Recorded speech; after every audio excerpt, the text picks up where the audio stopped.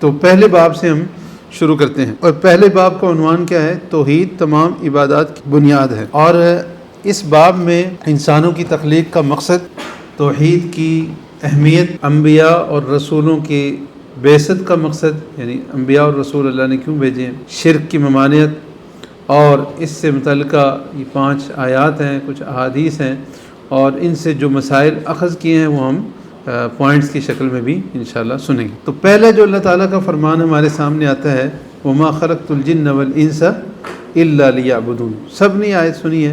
اللہ تعالیٰ کیا فرماتے ہیں؟ میں نے جنوں اور انسانوں کو پیدا نہیں کیا مگر اس لیے کہ وہ میری عبادت کریں، اور یہی آیت ہم نے پچھلی بار بھی سنی تھی۔ دوسرا اللہ تعالیٰ کا یہ فرمان جس میں رسولوں کی بعثت کا مقصد اللہ تعالیٰ نے بیان کیا، وَلَقَدْ بَعَثْنَا فِي كُلِّ أُمَّةٍ رَسُولًا، اللہ تعالیٰ فرماتے ہیں کہ ہم نے ہر امت میں ایک رسول بھیجا کہ اللہ کی وہ کیا کریں، ان اعبدوا اللہ، کہ اللہ کی عبادت کرو، واجتنبوا الطاغوت، اور طاغوت سے بچو۔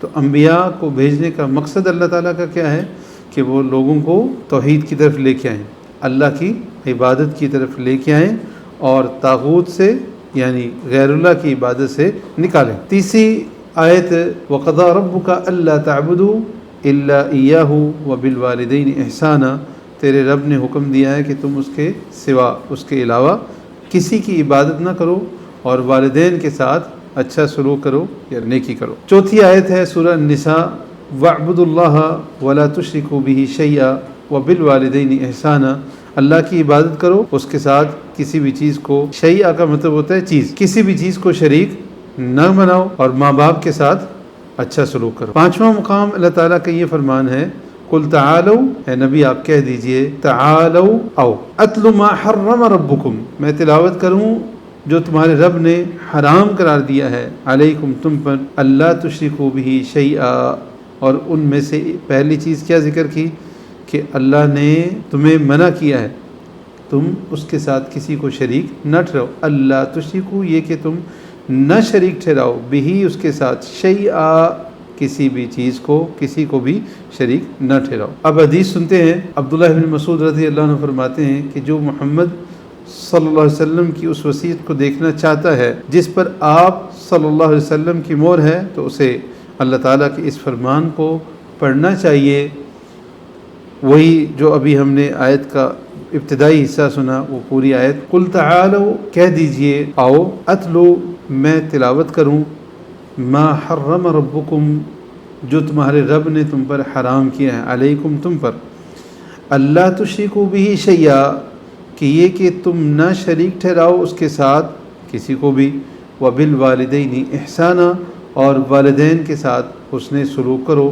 ولا تقتلوا اولادکم، اور نہ قتل کرو اپنی اولاد کو، من املاق، غربت کے ڈر سے، مفلسی کی وجہ سے اولاد کو قتل نہ کرو، نحن نرزقکم وایاہم، تمہیں بھی ہم رزق دیتے ہیں اور انہیں بھی ہم ہی رزق دیتے ہیں، ولا تقربوا الفواحش ما ظہر منها وما بطن، اور تم بے حیائی یا برائیوں کے قریب بھی نہ جاؤ، جو ظاہر ہیں جو چھپی ہوئی ہیں، کسی بھی برائی کے قریب بھی نہ جاؤ، ولا تقتلوا النفس التي حرم اللہ الا بالحق، اور تم قتل نہ کرو کسی بھی جان کو، الا بالحق، مگر حق کے ساتھ، ذالکم وصاکم بہ لعلکم تعقلون، یہ تمہیں حکم دیا گیا ہے تمہارے رب کی طرف سے، تاکیدی حکم دیا گیا ہے، ولا تقربوا مال الیتیم، اور یتیم کے مال کے قریب بھی نہ جاؤ، الا باللتی ہی احسن، ہاں جو اچھا طریقہ ہے اس سے جاؤ، جو سب سے اچھا طریقہ ہو، حتی یبلغ اشدہ، یہاں تک کہ وہ اپنی پختگی کی عمر کو پہنچ جائے، یعنی بالغ ہو جائے، سمجھدار بھی ہو جائے، دونوں چیزیں ہو جائیں، وَأَوْفُوا الْكَيْلَ وَالْمِيزَانَ بِالْقِسْطِ، اور ماپ تول میں انصاف کرو، یعنی ماپ تول میں کمی نہ کرو، پورا کرو انصاف کے ساتھ۔ تو اللہ تعالیٰ نے اس آیت میں شرک سے منع کیا، اور والدین کے ساتھ اس نے سلوک کا حکم دیا، اور اولاد کو قتل نہ کرنے کا حکم دیا، اور یہ بتایا کہ ان کو بھی، تمہیں بھی رزق ہمیں دیتے ہیں۔ یہ اولاد کو قتل نہ کرنے کا، کوئی قتل تو کوئی نہیں کرتا اولاد کو، تو پھر کیا مطلب ہوا کہ بچے تھوڑے ہوں گے، زیادہ ہوں گے تو جو ہے وہ خرچہ کہاں سے آئے گا؟ تو یہ اس کی طرف اشارہ ہے، اور آپ سمجھ گئے ساری بات۔ اور جو ظاہری برائی ہے یا چھپی ہوئی ہے، کسی بھی برائی کے قریب بھی نہ جاؤ۔ آج کل تو ہر دوسرے دن عجیب و غریب خبریں آتی ہیں، بلکہ ہر دن ہی، اللہ تعالیٰ محفوظ کرے۔ اور اس میں ایک ہمارے اندر بھی کمی ہے کہ ہم خیر کی بات کو آگے نہیں پہنچاتے۔ جن کو تھوڑا بہت پتہ ہے وہ اپنے تک ہی رکھتے ہیں۔ اگر میں یہ کہوں تو غلط نہیں ہوگا، ہمارے معاشرے میں اس وقت یہی حال ہے کہ جو مسجد میں آ گیا تو آ گیا، جو نہیں ہے تو اس کو بلانے والے کم ہی لوگ ہوں گے۔ جو ہیں یعنی جو دعوت کا کام کر رہے ہیں، جتنے بھی مکاتب کر رہے ہیں، سب کو جمع کر لیں، ضرورت پھر بھی پوری نہیں ہوئی۔ کیوں؟ کیونکہ برائی دن بدن زیادہ ہوتی جا رہی ہے۔ آیت کا اگلا حصہ ہے، اللہ تعالیٰ فرماتے ہیں کہ ہم کسی بھی جان کو اس کی استطاعت سے زیادہ اس پہ بوجھ نہیں ڈالتے، تکلیف نہیں دیتے، الا وسعہ، مگر اس کی طاقت کے مطابق۔ وَإِذَا قُلْتُمْ فَاعْدِلُوا، اور جب تم بات کرو تو کیا کرو؟ انصاف کرو۔ وَلَوْ كَانَ ذَا قُرْبَى، اگرچہ قریبی رشتہ دار بھی ہو۔ وَبِعَهْدِ اللَّهِ أَوْفُوا، اور اللہ کے عہد کو پورا کرو۔ ذَلِكُمْ وَصَّاكُمْ بِهِ لَعَلَّكُمْ تَذَكَّرُونَ، تو یہ تمہیں اللہ نے حکم دیا ہے تاکہ تم نصیحت حاصل کرو۔ یہ جب وصیت کا لفظ آتا ہے نا عربی میں، وصّا، عام طور پہ ہم لفظ ترجمہ ہی وہی وصیت کا ترجمہ کر دیتے ہیں، تو یہ اصل میں ایک ہے عام حکم، اور ایک وہ حکم ہے جسے تاکید کے ساتھ حکم دیا جاتا ہے، اور زیادہ اہم حکم ہے جس کی بہت زیادہ تاکید کی گئی ہے، تو اس کے لیے لفظ عربی میں یہ وصیت کا آتا ہے۔ وَأَنَّ هَذَا صِرَاطِي مُسْتَقِيمًا فَاتَّبِعُوهُ، وہی موضوع چل رہا ہے، یہ تیسری آیت شروع ہوگی کہ یہ میرا سیدھا راستہ ہے اور اس کی پیروی کرو۔ نبی علیہ السلام کے سیدھے راستے کا آغاز کہاں سے ہوتا ہے؟ شرک نہ کرو، شرک سے منع کیا سب۔ وَلَا تَتَّبِعُوا السُّبُلَ، اور تم میرے راستے پہ رہو، دوسرے راستوں پہ نہ چلو، کیا ہوگا؟ فَتَفَرَّقَ بِكُمْ عَنْ سَبِيلِهِ، وہ تمہیں اس کے راستے سے، اللہ کے راستے سے، سیدھے راستے سے جدا کر دیں گے۔ ذالکم وصاکم بہ لعلکم تتقون، اس کا تمہیں تاکیدی حکم دیا گیا ہے تاکہ تم بچ جاؤ۔ اچھا اب دیکھیں، آج کے دور میں کوئی بندہ صحیح بات کر رہے ہیں تو اسے بھی یہ کہتے ہیں کہ فرقہ پرستی تم کر، فرقہ پرستی تو وہ کر رہے ہیں نا، یہ فرقے میں تو وہ پڑا ہے جو صحیح راستے سے ہٹا ہے۔ اب ایک سیدھا راستہ جا رہا ہے، کوئی دائیں چلا گیا، کوئی بائیں چلا گیا، تو راستے سے ہٹا کون ہے؟ جو دائیں بائیں گئے ہیں، اور جو صحیح راستے میں ہیں وہ صحیح ہیں، اور صحیح راستے پہ جب وہ واپس بلائیں گے تو وہ فرقہ پرستی نہیں ہوگی، بلکہ وہ فرقہ پرستی کو ختم کر رہے ہیں۔ اور یہ بات بھی طے ہے، یہ ہر کسی کو پتہ ہے کہ اگر جمع ہو سکتے ہیں کسی ایک بات پہ تو وہ کس بات پہ جمع ہو سکتے ہیں؟ صحیح بات پہ، اور صحیح بات کس کی ہے؟ اللہ اور اس کے رسول کی۔ تو قرآن اور حدیث پہ جمع ہو سکتے ہیں لوگ، اگر کسی اور چیز پہ جمع کرنا چاہیں تو نہیں کر سکتے، کیونکہ اس میں لوگوں کی رائے شامل ہو چکی ہے۔ لیکن قرآن اور حدیث میں لوگوں کی رائے نہیں ہے، اس میں اللہ کا کلام ہے اور اس کے نبی کے فرامین ہیں، تو اس پہ جمع ہو سکتے ہیں۔ اور یہ سنن ترمذی کی روایت ہے، حدیث نمبر 3070۔ سیدنا معاذ بن جبل رضی اللہ عنہ، یہ بڑی مشہور روایت ہے اور یقیناً آپ نے پہلے سنی ہوگی، صحیح بخاری کی۔ معاذ بن جبل رضی اللہ عنہ وہ کہتے ہیں، کنت ردیف النبی صلی اللہ علیہ وسلم علی حمار، گدھا اس کے اوپر سواری کر رہے تھے نبی علیہ السلام، اور میں بھی آپ کے ساتھ اس کے اوپر بیٹھا ہوا تھا۔ کتنے عظیم وہ لوگ تھے، خوش قسمت لوگ تھے، نبی علیہ السلام کے ساتھ بیٹھے ہیں سواری پہ، انہی کے ساتھ بیٹھے ہوئے ہیں۔ فقال، نبی علیہ السلام نے فرمایا، یا معاذ، اے معاذ، اتدری ما حق اللہ علی العباد، کیا تو جانتا ہے بندوں پر اللہ کا کیا حق ہے؟ وما حق العباد علی اللہ، اور بندوں کا حق اللہ پر کیا ہے؟ یعنی اللہ کا حق بندوں کا فرض ہے، اور بندوں کا حق وہ جو اللہ نے دینا ہے۔ تو بندوں کا حق کیا ہے اللہ پہ، اور اللہ کا حق کیا ہے؟ تو صحابہ کا یہ طریقہ تھا، جب نبی علیہ السلام سوال پوچھتے دین کے بارے میں کوئی بات ہوتی تو وہ یہ کہتے کہ اللہ اور اس کے رسول زیادہ جانتے ہیں، اللہ و رسولہ عالم، اللہ اور اس کے رسول صلی اللہ علیہ وسلم ہی زیادہ جانتے ہیں کہ نبی علیہ السلام شاید ہمیں کوئی اور بات دین کی بتلائیں۔ تو نبی علیہ السلام نے فرمایا، فَإِنَّ حق اللہ علی العباد، اللہ کا حق بندوں پر کیا ہے؟ ان یعبدوہ ولا یشرکوا بہ شیئا، کہ وہ عبادت اللہ کی کریں اور اس کے ساتھ کسی کو شریک نہ ٹھہرائیں۔ وحق العباد علی اللہ، اور بندوں کا اللہ کا اوپر کیا حق ہے؟ بندوں کا حق کیا ہے؟ وہ یہ ہے کہ اللہ یعذب اللہ عذاب نہ دے من لا یشرک بھی شیئا، جو اللہ کے ساتھ کچھ بھی شریک نہیں کسی کو بھی ٹھہراتا۔ فقلت یا رسول اللہ، حضرت معاذ بن جبل کہتے ہیں اللہ کے رسول صلی اللہ علیہ وسلم، افلا ابشر الناس، کیا میں لوگوں کو یہ خوشخبری نہ دے دوں؟ قال، تو نبی علیہ السلام نے فرمایا لا تبشرہم، نہیں، ایسا نہ ہو کہ پھر وہ اسی پہ بھروسہ کر کے بیٹھ جائیں اور اعمال میں مزید کوشش نہ کریں۔ مزید اس پوائنٹ کو بھی ہم آگے چل کے سمجھیں گے۔ اب جو مسائل آئے ہیں اس میں پہلا مسئلہ ان آیات اور احادیث میں 5 آیتیں اور 2 حدیثیں ہم نے سنی ہیں کہ جن اور انسان کی تخلیق میں اللہ تعالیٰ کی حکمت کیا ہے کہ وہ اللہ کی عبادت کرے۔ نمبر 2، دراصل توحید ہی عبادت، توحید ایک ہی چیز ہے، عبادت ہی توحید ہے، اس لیے کہ نبیوں اور ان کی امتیوں کے درمیان کیا مسئلہ تھا، اختلافی مسئلہ کیا تھا کہ عبادت کس کی کرنی ہے؟ اللہ کی، یہی اختلاف تھا نا۔ وہ بتوں کی پوجا کر رہے ہیں، نوح علیہ السلام کو قوم نے 5 بت بنائے ہوئے تھے، ابراہیم علیہ السلام کا ذکر ملتا ہے، انہوں نے کتنے بت بنائے ہوئے تھے ان کے قوم نے، اور یہودیوں کا ذکر ملتا ہے تو وہ عزیر علیہ السلام کو اللہ کا بیٹا کہتے ہیں، عیسائیوں کا ملتا ہے تو انہوں نے عیسیٰ علیہ السلام کو اللہ کا بیٹا قرار دیا ہوا ہے، مجوسی ہیں تو وہ آگ کی پوجا کرتے ہیں، اور ہندو تو آپ کو پتہ ہی ہے کہ وہ کتنے بتوں کی پوجا کرتے ہیں۔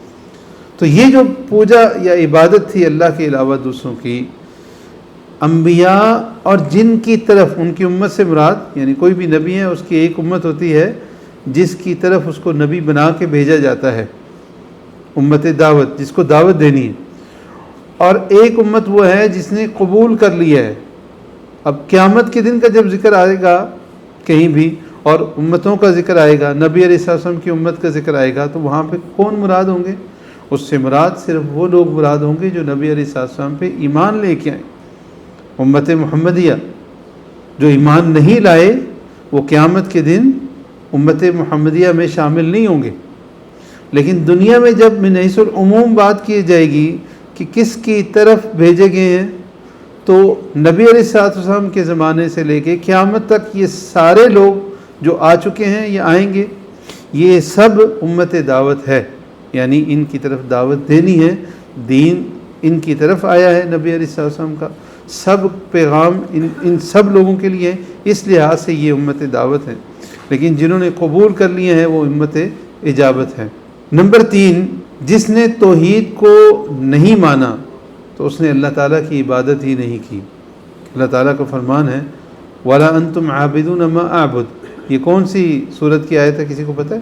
سورۃ الکافرون کی، کہ اور تم اس کی عبادت نہیں کرنے والے، وَلَا أَنْتُمْ عَابِدُونَ، اور نہیں تم عبادت کرنے والے اس کے، مَا أَعْبُدُ، جس کی میں عبادت کر رہا ہوں۔ تو وہ آیت میں یہی ہے۔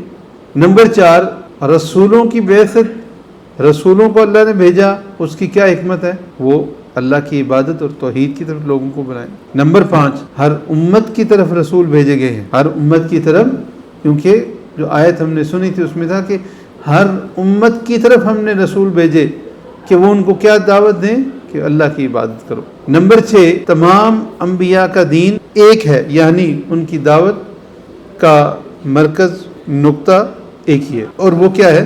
توحید ہے۔ نمبر 9، سلف صالحین کے نزدیک سورہ انعام کی مذکورہ تینوں اوپر جو آیتیں ہیں، محکم آیات جن میں بالکل واضح ہے سب کچھ، بڑی اہمیت اور عظمت ہے، اور ان آیتوں کے اندر 10 احکام و مسائل مذکور ہیں، جن میں سب سے پہلا حکم کیا ہے؟ شرک سے ممانعت۔ 10 حکم ہیں اور ان میں سب سے پہلا شرک کی ممانعت ہے۔ اس باب میں جو احادیث اور آیات آپ نے سنی، ان میں ایک مسئلہ یہ بیان ہوتا ہے کہ سورۃ الاسراء کی آیات میں جو مسائل بیان کیے ہیں، جن کا آغاز اس بات سے ہوتا ہے لا تجعل مع اللہ الہا آخر فتقعد مذموما مخذورا، اللہ کے ساتھ کوئی دوسرا معبود مت بناؤ ورنہ تمہاری مذمت کی جائے گی اور بے یارو مددگار ہو کر بیٹھے رہو گے۔ اور ان آیات کا اختتام اللہ کے اس فرمان پہ ہوتا ہے، ابتدا بھی اللہ کے ساتھ شرک کرنے سے منع کر کے کی گئی، اور اختتام بھی اس طرح ہوتا ہے وَلَا تَجْعَلْ مَعَ اللَّهِ إِلَٰهًا آخَرَ، اللہ کے ساتھ کوئی دوسرا معبود مت بناؤ، فَتُلْقَى فِي جَهَنَّمَ مَلُومًا مَدْحُورًا، فَتُلْقَى ڈال دیے جاؤ گے پھر جہنم میں، مطلب ملوما مدحورا، ملامت کیے ہوئے اور دھتکارے ہوئے۔ اور اللہ تعالیٰ یہ مسائل بیان کر کے ان کی اہمیت پر بھی تنبیہ کرتے ہیں، ذَلِكَ مِمَّا أَوْحَىٰ إِلَيْكَ رَبُّكَ مِنَ الْحِكْمَةِ، یہ وہ دانائی کی باتیں ہیں جو آپ کے رب کی طرف سے آپ کی طرف وحی کی گئی ہیں، اللہ کی طرف سے یہ دانائی کی باتیں وحی کی گئی ہیں۔ تو کیا حکم تھا 18 احکام میں؟ شروع میں بھی یہی ہے اور آخر پہ بھی وہی حکم ہے کہ اللہ کے ساتھ کسی اور کو معبود نہ بنائیں۔ سورہ النساء کی آیت جو 10 حقوق والی آیت کہلاتی ہے، اس کا آغاز بھی اللہ تعالیٰ نے توحید پر مشتمل ان الفاظ سے کیا ہے، وَاعْبُدُوا اللَّهَ وَلَا تُشْرِكُوا بِهِ شَيْئًا، اللہ کی عبادت کرو اور اس کے ساتھ کسی چیز کو شریک نہ بناؤ۔ نمبر 12، اس میں اللہ کے رسول صلی اللہ علیہ وسلم کی وصیت کی طرف بھی توجہ دلائی گئی ہے، جو نبی علیہ السلام نے اپنی وفات کے وقت فرمائی تھی، اور وہ بھی اسی بارے میں تھی، توحید کے بارے میں۔ نمبر 13، اس بات کو جاننا کہ ہم بندوں پر اللہ کے کیا حقوق ہیں، جو ہم نے معاذ بن جبل کی روایت سنی اس میں تھا۔ یہ بھی جاننا کہ جب بندے اللہ کے حقوق ادا کریں گے تو اللہ پر بندوں کے کیا حقوق ہیں۔ اللہ کا حق یہ ہے کہ بندے اس کے ساتھ کسی کو شریک نہ ٹھہرائیں، اس کی عبادت کریں، اور بندوں کا حق یہ ہے کہ اللہ ان کو عذاب نہ دے۔ تو معاذ بن جبل رضی اللہ عنہ کی حدیث سے یہ بھی پتہ چلا کہ مذکورہ جو مسئلہ تھا اس سے اکثر صحابہ واقف نہیں تھے۔ معاذ بن جبل کو پتہ چلا اور انہوں نے کہا کہ میں بتلاؤں، تو نبی علیہ السلام نے ان کو منع کر دیا۔ اور ایک مسئلہ یہاں سے یہ پتہ چلا کہ مصلحت کی خاطر کسی بات کو چھپانا یا علم کو چھپانا جائز ہے، جیسا کہ نبی علیہ السلام نے اس موقع پہ معاذ بن جبل کو روکا تھا۔ کسی بھی مسلمان کو ایسی خوشخبری دینا مستحب ہے جس چیز سے اس کو خوشی حاصل ہو۔ ایک مسئلہ یہ بھی ہے اس حوالے سے کہ اللہ تعالیٰ کی جو بے حد رحمت ہے اس پر بھروسہ کر کے بیٹھے رہنا نہیں، بلکہ ڈرنا بھی چاہیے۔ آپ نے اپنی کوشش کر لی ہے، پھر باقی جو ہے یہ اب اللہ پہ چھوڑیں گے آپ، یعنی باقی سے مراد ہم یہ لیتے ہیں کہ جو آپ کا کام ہے وہ آپ نے کر لیا ہے، اللہ اپنی رحمت سے ہی جنت میں داخل کرے گا۔ بندہ یہ سمجھے کہ میں اپنی عبادتوں سے جنت میں داخل ہو جاؤں گا، ایسا نہیں ہے۔ لیکن یہ جو پوائنٹ ابھی ہم سن رہے ہیں کہ اللہ کی رحمت پہ بھروسہ کر کے بیٹھ جانا، اس چیز سے ڈرنا چاہیے۔ بندہ کہے کہ بس اللہ تو بڑا غفور رحیم، کہتے ہیں نا لوگ، عمل کچھ نہیں کرتے، کہتے ہیں وہ چھوڑو جی اللہ بڑا غفور رحیم، کہتے ہیں نا لوگ، آپ نے سنا ہو۔ اس چیز سے ڈرنا چاہیے، صحیح نہیں ہے بات بالکل۔ عمل کیے بغیر آپ کہیں کہ صرف بس اللہ تو بڑا غفور رحیم ہے، میں چلا جاؤں گا جنت میں، تکلیف سے بچ جاؤں گا، ایسا نہیں ہے۔ کیوں نہیں ہے؟ کیونکہ اللہ تعالیٰ جہاں بخشنے والا ہے، خود اللہ تعالیٰ نے قرآن مجید میں فرمایا غافر الذنب قابل التوب شدید العقاب، وہ گناہوں کو بخشنے والا ہے اور قابل التوب، توبہ کو قبول کرنے والا ہے۔ لیکن صرف اتنا نہیں ہے، جو توبہ نہیں کرتے نا تو پھر ان کا کیا ہے؟ شدید العقاب، سخت سزا دینے والا بھی ہے۔ پہلے اس کی بخشش کا ذکر ہے، پھر سخت سزا دینے کا بھی ذکر ہے۔ تو جہاں وہ غفور الرحیم ہے وہیں پہ وہ سزا دینے والا بھی ہے، اس نے دردناک عذاب بھی تیار کیا ہوا ہے، عقاب سزا دینے والا بھی ہے۔ کسی بندے کو خصوصی طور پر کوئی بات بتانا، خبر دینا اور دوسرے کو نہ دینا، یہ بھی جائز ہے، جیسے معاذ بن جبل والی روایت تھی۔ نمبر 21، اس سے نبی علیہ السلام کی انکسار اور آپ کی تواضع کا پتہ چلتا ہے کہ آپ گدھے پر بھی سوار ہوئے اور اپنے پیچھے ایک شخص اور کو بھی بٹھا لیا۔ سواری پر اپنے پیچھے دوسرے کو بٹھانا یہ بھی جائز ہے۔ معاذ بن جبل رضی اللہ عنہ کی فضیلت بھی اس حدیث سے ملتی ہے، اور ان آیات اور احادیث سے توحید کی اہمیت اور عظمت بھی واضح ہوتی ہے۔ تو یہاں پہ ہمارا پہلا باب مکمل ہوتا ہے۔